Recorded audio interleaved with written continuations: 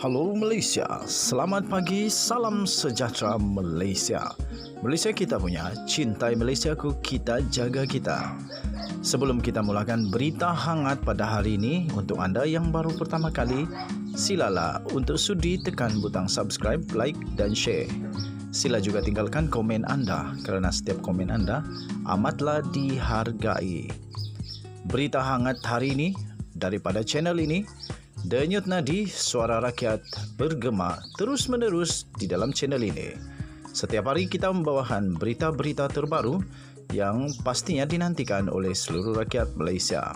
Kita akan mulakan berita kita. 1, 2, 3. Berita mula sekarang.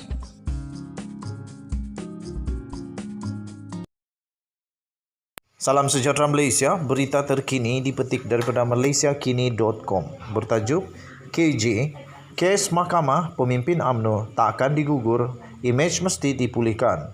15 November 2022. Berita penuh.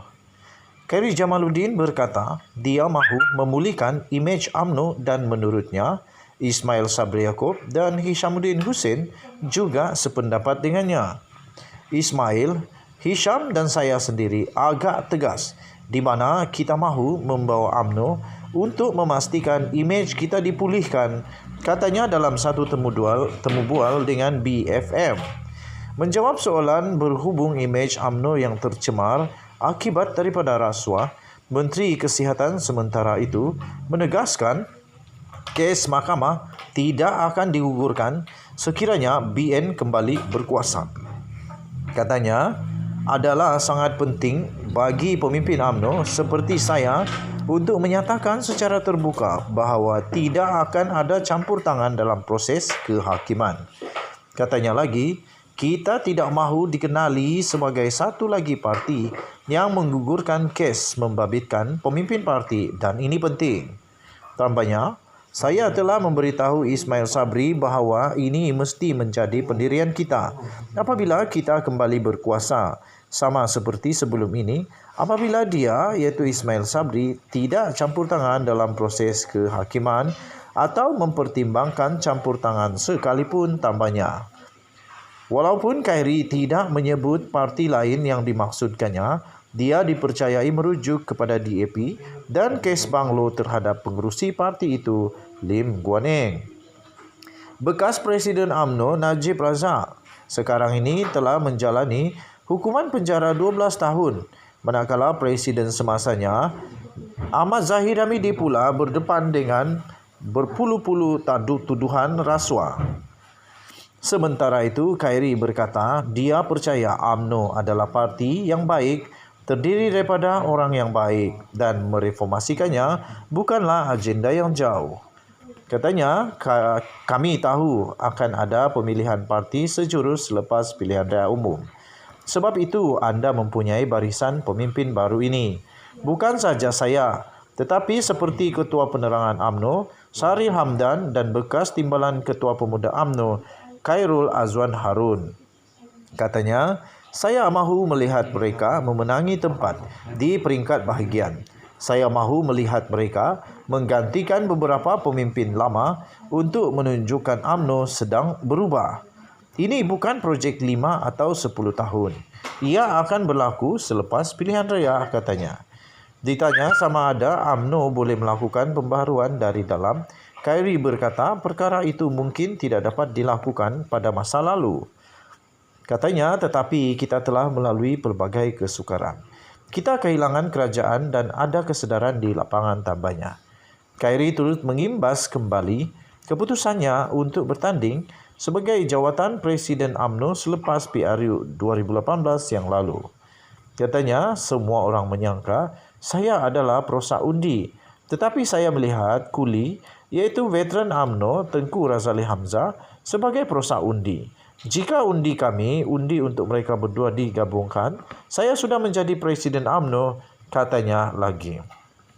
Menjawab soalan lain mengenai pembaharuan dalam UMNO, selepas 2 dekad dalam parti itu dan memegang pelbagai jawatan, Khairi menjawab, saya rasa pembaharuan sentiasa ada. Sesetengah orang berkata ia mengambil masa, tetapi saya rasa saya sudah bersedia sekarang. Saya telah matang sebagai ahli politik. Mengenai sokongannya kepada Najib di tengah-tengah skandal 1MDB yang dilihat bercanggah dengan agenda pembaruan yang dicanangnya, Khairi menjawab bahawa banyak perkara yang telah terbongkar dari dalam. Katanya banyak perbezaan pendapat dalaman berlaku semasa kemuncak skandal dan sudah tentu itu bukan satu alasan. Tetapi secara luaran kami mahu mempamerkan perpaduan menjelang pilihan raya lalu. Sudah tentu selepas kami kalah, saya membuat keputusan bahawa sudah cukup, kita tidak boleh teruskan ini. Ini bukan parti bosku. Tambahnya lagi. Khairi yang akan bertanding di Sungai Buloh pada PRU kali ini juga mengakui bahawa dia sepatutnya lebih lantang sebelum ini. Itu mungkin akan menjadi salah satu penyebab penyesalan terbesar saya dalam karier saya.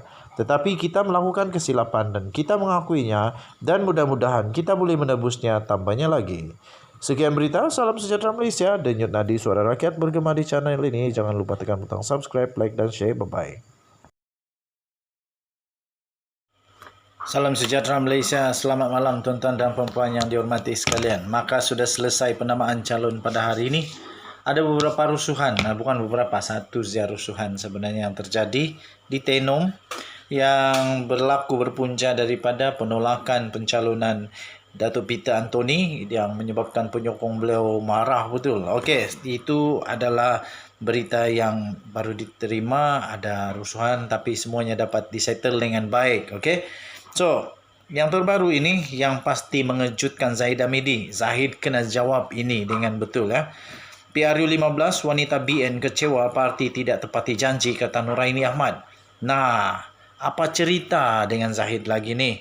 Aduh, Barisan Nasional terkejut lagi kali ini. Wanita Barisan Nasional terkilan apabila pencalonan golongan itu pada pilihan raya umum PRU 15 tidak memenuhi sasaran 30% seperti yang dijanjikan pucuk pimpinan parti sebelum ini. Aduh, di dalam parti pun tidak tepati janji, macam mana rakyat mau undi ni? Macam mana rakyat mau undi kalau dalam parti sendiri pun, wanita Barisan Nasional sendiri pun terkilan dan kecewa dengan tidak tepati janji daripada Barisan Nasional ni. Zahid kena jawab dan juga semua MCA, MIC sila jawab supaya rakyat boleh pertimbangkan mengundi. Menurut pengerusi wanita BN Datuk Seri Nuraini Ahmad, pihaknya sedar bahawa fokus untuk memenangkan parti ketika ini lebih menjadi keutamaan. Bagaimanapun, janji itu akan terus dituntut, khususnya melihat kepada beberapa negeri yang masih belum pun dibubarkan. Betul itu. Jadi kalau sudah janji, pastikan ditunaikan. Ini belum manifesto lagi. Masih terdapat 6 negeri yang masih berbaki, belum dibubarkan lagi katanya. Tambahnya, saya dan kepimpinan Wanita Barisan Nasional akan terus tuntut supaya lebih ramai calon-calon wanita dapat diketengahkan dalam 6 pilihan raya negeri yang akan diadakan pada masa akan datang, katanya dalam satu kenyataan pada Khamis. Ujarnya lagi, pihaknya akan memastikan hasrat itu mampu dicapai selari dengan kehendak parti sebelum ini yang ingin menonjolkan lebih ramai golongan wanita. Alih-alih semua janji tidak ditepati. Aduh, patutlah kecewa betul Wanita Barisan Nasional. Ini pasti akan menjadi satu senjata yang akan dipakai oleh pembangkang ataupun lawan kepada Barisan Nasional. Mereka akan kata, kalau dalam parti sendiri pun tidak dapat ditepati, apalagi dengan manifesto. Itu akan menjadi senjata nanti tu. Bahaya jugalah. Sebelum ini, majoriti pimpinan parti politik telah meletakkan komitmen untuk memberi laluan lebih ramai calon golongan wanita untuk berada di pentas PRU 15. Perkara itu sebelumnya turut juga disuarakan oleh penyandang Parlimen Kuala Kangsar, iaitu Datuk Mastura Muhammad Yazid yang tidak berpuas hati mengenai kuota calon daripada pergerakan wanita UMNO. Mastura antara beberapa nama dalam kabinet kerajaan yang telah digugurkan sebagai calon PRU 15 sejurus selepas pengumuman calon BN yang bakal bertanding pada PRU 15. Jadi nampaknya bukan saja tidak ditepati, tapi ada juga orang besar wanita dalam UMNO BN yang turut digugurkan. Salah seorang daripadanya ialah Datuk Mastura Muhammad Yazid yang juga adalah penyandang bagi Parlimen Kuala Kangsar.